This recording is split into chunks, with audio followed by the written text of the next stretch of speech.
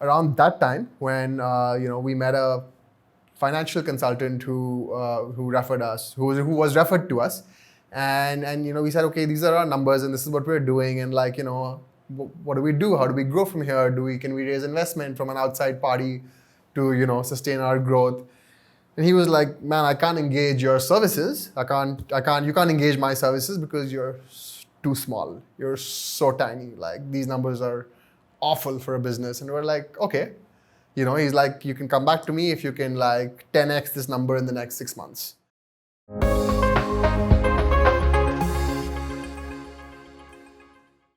Hey guys, welcome to Backstage with Millionaires. I'm Caleb, your host. And today, the guest that we have on the show is Arman. He's one of the co-founders of a company called Sleepy Owl, which is a new age coffee startup.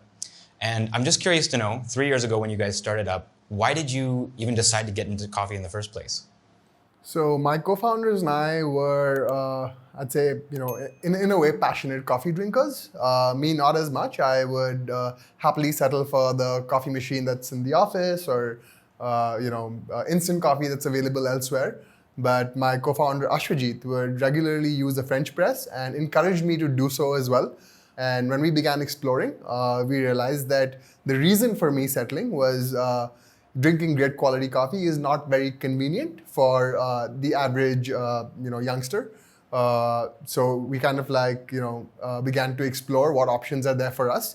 And when we found the solution, we were like, we have to bring this to the market for everybody else to experience as well. This tea in this nation is what people are drinking and what's there, right? But I guess with the advent of Cafe Coffee Day, the coffee culture, or I'd say the cafe culture really picked up, where people were actually going out, spending time in these cafes and inevitably, drinking a cup of coffee, even if it's more of a milkshake or say a cappuccino. At least, people were going out there and experiencing coffee. India has some of the most fantastic coffee available. Unfortunately, because consumption here is low, a lot of the good coffee is exported out. And then the rest of the masses are pretty much settling for what's available to them. I'm just curious, I don't know if you know this statistic off the top of your head, but of all the coffee produced in India, what percentage of it is consumed by Indians and what percentage of it is consumed by people outside of India? 90% of our Arabica coffee is exported out of the country. Wow. The rest of it is blended with Robusta, which is an inferior quality coffee, and chicory as well, especially because that, kind of down south, filter coffee is popular, but that's a blend of chicory and Robusta and Arabica. So that's the percentage. We felt like, and way before us, actually, a couple of years before Sleepy Owl got into the market, there were third wave coffee companies, even in India, that were kind of providing great quality coffee beans from farms to customers. But like I said, the pain point for the average consumer, and even today, if I go and hand you or anybody else coffee beans, you wouldn't know what to do with it, right? There's a reason why you don't get hops and malt separately, you get beer. Yeah. Because you don't expect people to figure out how to make beer themselves. That's a great example. Right? So that's the pain point that we decided to solve for. We were like, okay, with companies that are providing coffee beans to customers, there is definitely a market for people who are looking for better quality coffee. But what about those who want a better quality and a more convenient product? So that was our core differentiator, where we said, okay, we're going to make products that are innovative, that are convenient, that are easy to use, all while being prime quality and tasty. And that was the problem we were solving for. So I guess one of the first things that we did was, none of us are from the food and beverage background per se. So we, booked a one-way ticket to Chikmagalur, which is the land of coffee in India. So we went to Karnataka, drove down to Chikmagalur and spent a couple of weeks in the coffee farms with people we cold called on Google. From Google, we cold called a few farmers and a few companies, and we went down there to learn about coffee ourselves, because I guess our knowledge at that point was also limited to what we had read on the internet. But for any budding entrepreneur, that's where it starts. You need to devour lots of information and start learning about the industry you want to be a part of. So that was the first thing that we did without knowing what our end product is, what our supply chain will be. All of that is much later. First is to just get a sense of, the industry. So that's what we did first. We kind of spent some time with farmers in Chikmagalur and understood, the little pieces of the jigsaw puzzle. And when we came back from Chikmagalur is when we sat down and we were like, okay, how do we put these pieces together? And I'm sure at that point too, you were in the process of maybe designing your very iconic bottles, right? So that came much later. So while we realized that maybe the mass product for this country is a great quality cold coffee, because with India, even though we're a tea drinking nation, I guess the 90s kids, I was a 90s kid, 1990 to 2010, cold coffee at home became really popular. So it was instant coffee with a lot of milk, sugar, maybe ice cream, maybe chocolate sauce, but cold coffee became popular, and there's a nostalgia attached to cold coffee. So we, when we looked at the shelves, we were like, okay, there isn't any great cold coffee that's available. And we did want to launch this product as soon as we started out.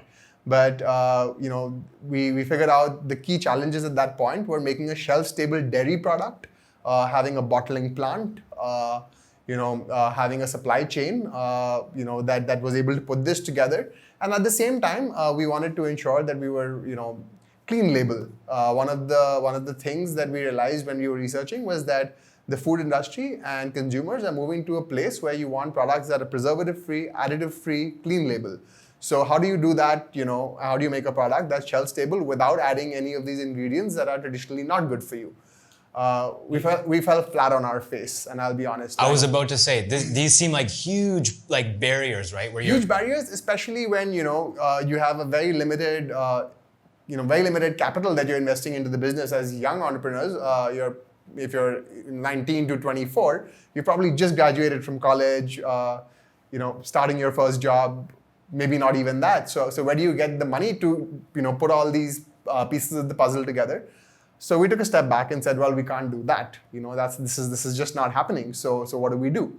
Where were you even getting the money from? Did you raise a round of funds from family and friends, or had you saved money? So we had savings, not too much though. But I could take this moment as per usual to thank my parents and my partner's parents that they were we were lawyers and bankers, so we left, I'd say, fairly lucrative jobs or career options to pursue this idea. And our parents were supportive, not just in saying, okay, kids, go ahead, do this, but also to the extent of go ahead, do this, and we've got your back. So the first initial seed funding for this came from them, and we're eternally thankful for them to allow us to do this. Sure, but it still wasn't enough for you to kind of go. It still wasn't enough to set up this bottling plant and have a dairy-based beverage. Again, like I said, we didn't have experience in handling milk, and it's a sensitive product. So on and so forth. So we took a step back and said, okay, from our reading on entrepreneurship and business and everything that we read is come up with a minimum viable product, acquire the first 500 or 1,000 customers. Is there even a demand for, the kind of coffee that we want to make? So we said, okay, we'll start with a simple, basic black cold brew coffee, right? That's essentially you have to have great quality 100% Arabica coffee of a certain grind size, mixed with a certain kind of water. We did a lot of testing of different kinds of water that you mix the coffee with. The kind of filtration you put into it. All of this done in a living room in our house.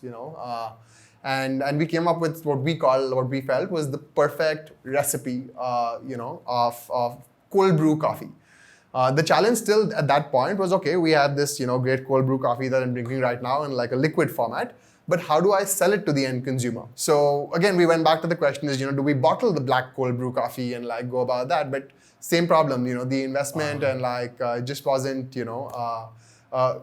coming together. So we came across the idea of wine packaging in the United States, which is essentially a box from which you can dispense wine. So we said, okay, why don't we try putting cold brew coffee in this box? And one thing led to another, and we had this very unique packaging. It's a 1.5 liter box with cold brew coffee in it, which you can dispense out. So we said, okay, we put it in that unique packaging, and while we were sourcing the packaging material from China and all of that, we got done with the branding, the design, the look and feel, a website, all of this in-house. Basic photography. All of this done, again, friends, family, do we know a graphic designer? Do we know a photographer? Do we, how do we go about this? So we learned a lot ourselves and put this, together. And as soon as it was together, I guess that became the awareness part. The second challenge is like, now, okay, we exist, we have a product, we have a basic manufacturing capability. I sometimes compare it to, say there's the mother who's making great pickle at home, right? Like, you figure out the glass jars, you figure out the ingredients you need for the pickle, you're making it, you package it nicely, you put a simple label, but then how do you make people aware that you're selling something? So I guess with the advent of, and how technology and social media has picked up in the last couple of years in a big way. It's been around for a long time, but I feel like it had its boom around the time we launched. And we set up an Instagram page and focused on great quality content. And I think that really helped us because, it made discovering us easy, right? When people came to our social media page, they saw something that was interesting, unique. And because it's a food and beverage product, it's something that you look at and you're like, man, I want to taste that, right? So I guess with the increasing ability of consumers to spend on products, we had a lot of initial trials just on the basis of what people saw, right? So they saw it and they were like, man, I want that, So that gave us like this initial impetus of people ordering for the first time. Of course, we used, another interesting strategy is you have a lot of, local discovery platforms, and I take this opportunity to thank partners like Little Black Book and, So Delhi and like other platforms like this, What's Hot Delhi. There are these platforms that help discovering local brands easy, right? So we partnered with them. They wrote, these brands wrote about us. We did some office tastings and samplings at their offices and got people to try the product. And touchwood, for the first 6 months, it was just word of mouth because you have to make a great quality product, right? So once people discover you, and I guess, of course, there's a lot of noise on social media as well, right? Like there's all of these things that you keep seeing every day. But I felt like our packaging stood out, so people gave us a chance. But after that, it's all on two aspects that I like to think of is one, how does your product taste? Because you expect them to enjoy what they're drinking so that they can come back for more of it. And customer experience. It's like, how does the customer feel, not just tasting your product, but across the journey, right? From coming to your website, making sure that's a hassle-free experience, from receiving your product, that should be a hassle-free experience, trying it and say there was any glitch and they reach out to you as a brand, how do you support them to make sure that the experience is delightful? And from the very beginning, we had a very solid repeat rate because of this. The customers who discovered us came back to us and then they came back to us again. And we set a very small target for ourselves, I guess, is like, okay, can we sell 1,000 units?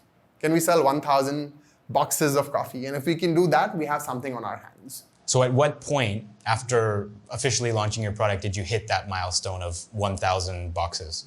So we launched on 14th June 2016. And I think it was under 60 days that we managed to sell out the first 1,000. And we did have a small period right after that where we weren't able to, source our inventory in time to continue. So we lost a few days, but you were just thinking we're going to hit 1,000. That's it. I don't know what we were thinking. We were still working out of our home, and the manufacturing was happening in the living room. People were ordering your coffee, and then were you driving out to deliver it, or you had? So we were at that point sending it out via courier.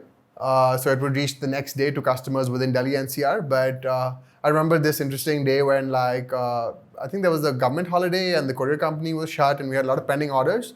So we put about 100 boxes in the boot of the car and we went from all around Delhi, Noida, Gurgaon, devised our own route and made these deliveries to customers ourselves. So it was actually an amazing experience for us as well as the customer to interact in that manner. And I guess they too understood the effort, the pain that or the desire that we had to get it to them in time. And in fact, there are still customers from those days that we're in touch with and we remember and they remember us. And this is the mark of a true entrepreneur, where you can turn a disaster into a win. Sure, right? Sure. Yeah, and I think there have been lots of disasters, and that's part of the journey. Some we managed to turn into wins, and some we've definitely learned from. But yeah, so I don't think we were not necessarily thinking about it at that point as what do we do after the first 1,000, or how big is this company going to be? What is our next product? It was just about just getting it out there, getting your customer, keeping them happy, and then figuring it out from then on, right? So yeah, small baby steps at each stage. So at what point do you feel like things were sort of stabilized enough where you felt like, okay, what's the next product that we're going to launch? Like, what's the next step for the company? Like, I mean, I don't know if you can think about it in terms of number of boxes or if it's like a specific date. So we realized at a point that, okay, we cannot continue running this business out of the house. So the first decision was, okay, like let's get an office and a manufacturing unit where we can professionally start manufacturing our product, and an office where we can kind of work and get employees to come in or people to assist us. Because till the first 4 or 5 months, all ends of the business were done by the 3 co-founders. We didn't have a team beyond the 3 of us. So we felt like, okay, we need to get some pieces in place so that we can scale and grow effectively with the same product that we had. So we got an office, and suddenly the expenses started piling up, and like sales were great. But we hit our first, we started in June, we hit our first Jan, which in Delhi is like peak cold, and we're selling cold brew coffee. So there was this slump all of a sudden, and we're like, damn, this is abysmal. Like, we're not in good stead. Now we have all of these additional expenses which we didn't have earlier when we started our business. So we felt like, okay, we need to kind of go back to the drawing board and see where we can take this. So I guess it was around that time when we met a financial consultant who was referred to us. And we said, okay, these are our numbers and this is what we're doing, and what do we do? How do we grow from here? Can we raise investment from an outside party to sustain our growth? And he was like, man, I can't engage your services. You can't engage my services because you're too small. You're so tiny. Like, these numbers are awful for a business. And we're like, okay. He's like, you can come back to me if you can 10x this number in the next 6 months. Was that like a wake-up call for you guys? It was a wake-up call. It was like, okay, this is not, there's nothing wrong with a mom and pop shop, but it was a super small, unscalable business at that point. And we're like, okay, if this is what we want our livelihood to depend on, and if there's real value and impact that we want to create in the world with our product, we have to get it to more people. We have to acquire more customers. And then I guess that's the point we started really we're like, okay, we need to hit 10x of what we're doing today in the next 6 months. So I guess we had this, big strategy meeting and started formalizing things, man. What are our processes? What are our systems? How do we do this? And that's when we said, okay, we would take pride in the fact before this, our marketing is word of mouth marketing and great, all of that. But we realized that, marketing is a function of sales is a function of how much you're spending on your marketing and how you're tweaking your marketing. And that's when we started experimenting with digital advertising, using Facebook, Instagram, Google Ads, and these platforms essentially to think. We also started doing a lot of events and pop-ups, where we'd actually participate in food fests at that point in time a lot. It was helpful to be there where customers can, discover you for the first time. And I think in those 6 months we'd set that target and we did grow 10x. And we hit that number, that we were looking to hit. And then we went back to the same consultant and said, this was what you had asked us for, and we've done it. And now we want to go to market. We want to, raise around the money so that we can, scale this more rapidly. And he was impressed. He said, okay, kids, not bad. I like what you've done, and I'll take your mandate, and I'll help you, connect with investors and meet people. So the next couple of months was with 3 partners. So, the two of us were focused on continuing running the business, and Ajay was hands-on, on how do we raise a round of investment so that we can, grow faster and, kind of get our product to more people. So that's how our work was divided, and things were more streamlined and structured. And, we had monthly targets that we wanted to achieve. So, all of our work was more focused, more driven, and that felt good. It felt good to be, building something that can scale. Yeah, it sounds like, I mean, I sometimes think about startups as though they're people, right? And they start off as infants, right? And then they kind of learn to walk, but they're still they're small, right? They're children. And it seems like this experience for you where you sort of realized, okay, we gotta pull up our pants here and start getting serious. It was sort of like a coming of age experience for your startup, right? Where you sort of matured into not necessarily an adult company, but definitely, definitely matured. Maybe you could think of it as like becoming a teenager or something like that, right? Yeah. But you're still working with these boxes, right? You're still selling boxes of coffee. So, we realized at that point that this box of coffee is great, but there are, we went back to thinking about, okay, like what was the first thing that we really wanted to do is we wanted to have, a cold coffee that was in a bottle that can be on the retail shelf, both modern trade, general trade, at that point, I guess you only had Nestle and Starbucks, giants, that had packaged cold coffee on the shelf. And we felt like there was something missing for a customer like myself. I personally didn't enjoy the products that they had to offer. Either it was too sugary, it had preservatives, it didn't taste great. And they're not Indian. And the price points. For Starbucks was too expensive. Nestle was cheap but not tasty. So we felt like there was this gap in the market, and we went back to what we really wanted to do from the beginning. So when we raised our first round of investment, we raised it, with our investors, knowing that while we're going to scale the boxes, we're going to do research and development to come up with this. Right? This is the product that might be our most scalable product. So we're going to, work using the investment that we've gotten, because like I mentioned earlier, right, there are variables to this that are not possible to do if you don't have a certain amount of, I'm not saying money is the be all and end all, because, lots of things change. Because we were in the industry for 18 months, we also knew who can provide the bottles, who's the best label manufacturer, where do we get the best quality milk. Those pieces also were not known to us when we just started, right? When you spend time in the industry or in an industry, could be any industry, you start learning about it, making connections, building a network. So, lots changes as you spend more time with your business. So the box was still there. It's still there. We still sell that, but because it's available only in Delhi NCR, and we were doing R&D for this, there was this gap where we said, okay, like what else can we do? What are the other interesting products, innovative products, like, as a new age coffee startup, what can we provide to our customer that fits the ethos of what we're doing as a brand? And that's when we launched the brew packs, which is, a bag with about 45 grams of coffee where you can add cold water and brew it overnight yourself. So this is the brew pack, actually, if I can fortunately have them lying around. So this is the brew pack. It's not a tea bag, it's a big bag. You have to just put it in a jar, add half a liter of water, and leave it overnight.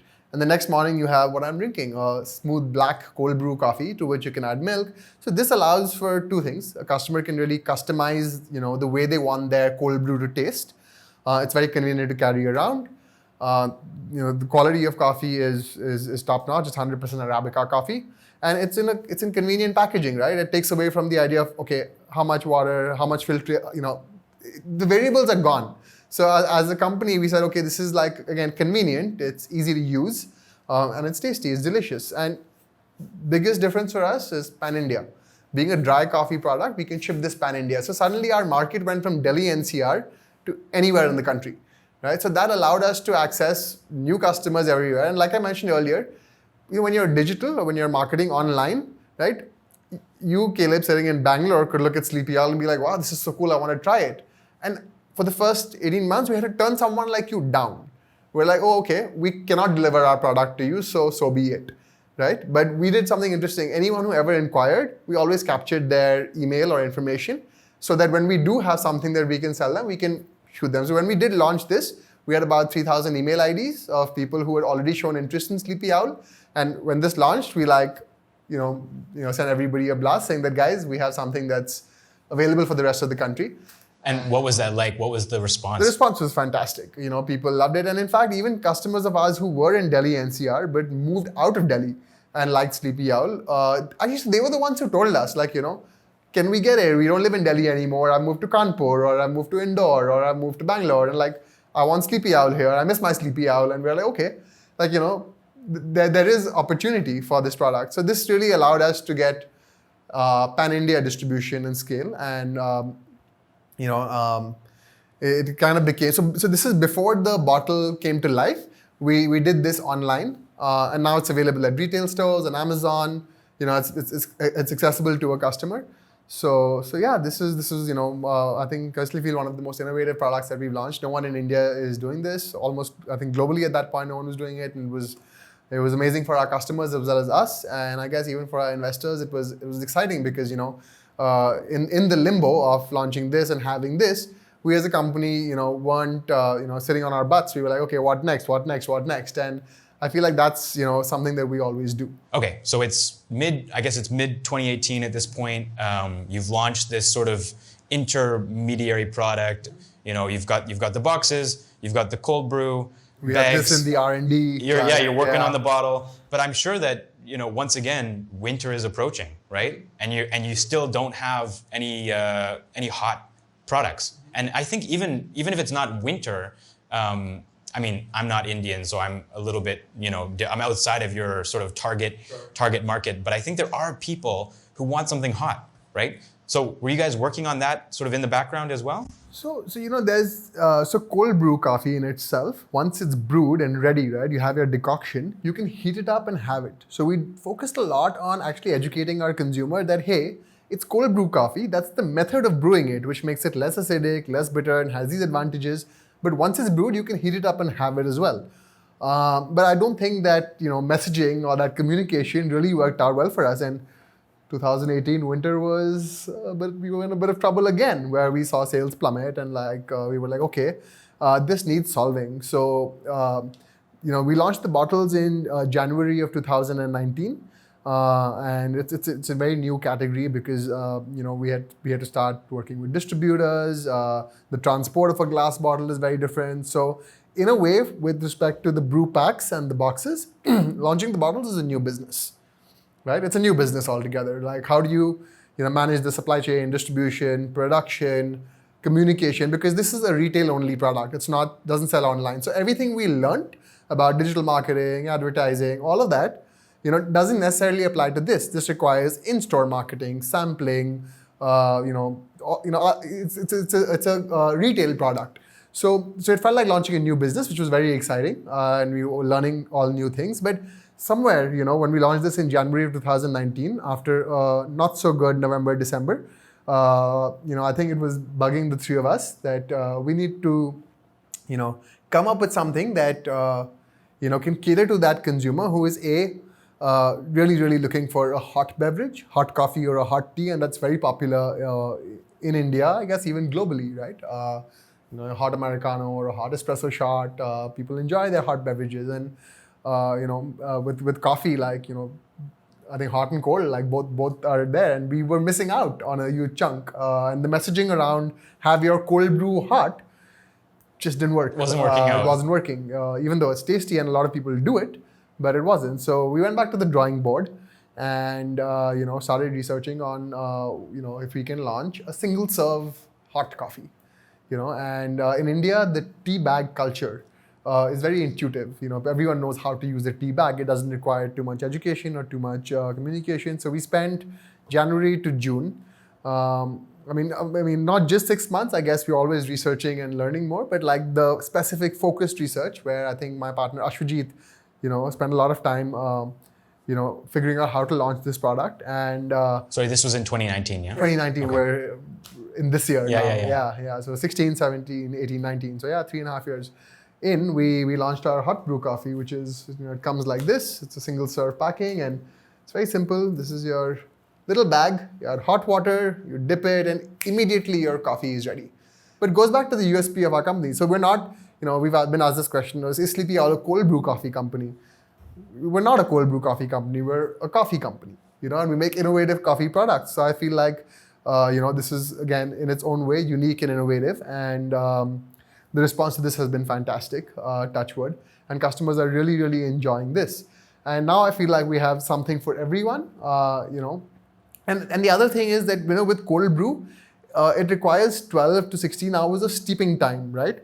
While it's no work, you have to add water and leave it, right? But I guess the average consumer thinks in their mind, oh my God, I have to wait for so long to have my coffee, which is yeah, it's a challenge that we've had. So this is again, this in a way is instant. It's ready to drink whenever you want it. So yeah, we're getting a good response to this, and so that's what we do, I guess. We hear from our customers, we listen to them, we ask them for feedback, and this too is like, because when we launched this big bag, a lot of customers messaged us and said to us like, hey, like why don't you do a single serve? Can I brew this hot? Because I want a hot cup. So I guess you have to keep listening to what your customers are saying, because they will guide you to what they want and what they need, what their pain points are. This is very important, because I think there's a lot of entrepreneurs out there that they just get ahead of themselves, where they sort of come up with an idea and they say, I'm going to build this, and I think people want this, but they're not listening, right? They're not in touch with what people want, and then they launch something and they're disappointed when people say, this isn't actually what I was asking for, right? Yeah. So you've listened to what your customers want. You've launched these 3 products, 4 products actually with the box. What's next for you guys? What are the customers asking for now in the end of 2019 and going forward into 2020? We've been bold with our decisions. So I feel like one of the biggest requests that we get is flavors. When you walk into a Starbucks, to me it's a milkshake, but they offer you the most amazing like caramel macchiatos and all kinds of syrups, and so we want to be able to do interesting flavors for our customers, but at the same time ensuring that we're not double downing on the sugar and the syrups, and we want to keep it all natural, preservative free. So the R&D for that is taking a bit of time, but next year our customers can expect some interesting, unique flavors from us. Again, bold, because we like doing things that are slightly offbeat, because that's exciting for us as well as for the customer.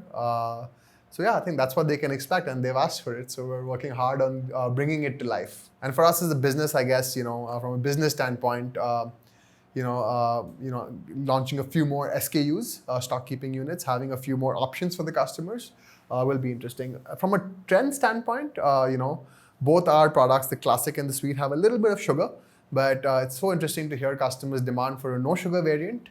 It's amazing to see. But again, it's very audience specific. Like, you have to hear your customer. If you there are certain audiences that want more sweet and more sugar, and there's a certain audience that is like, no, we're like going healthy. So it's interesting to see where the market goes in India.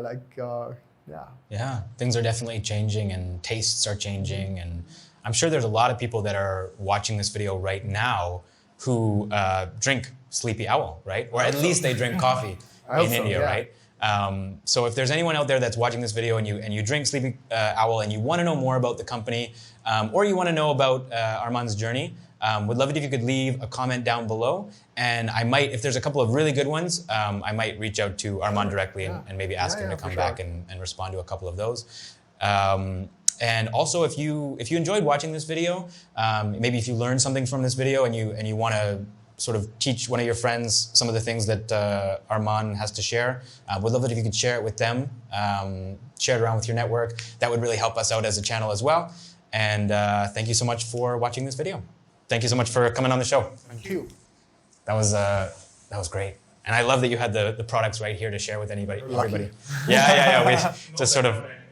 We didn't have to step out. Yeah, it looks like we planned it, right? Like we had everything ready to go, but yeah, everybody's just there. Like, we just keep this here for meetings and for stuff. Yeah.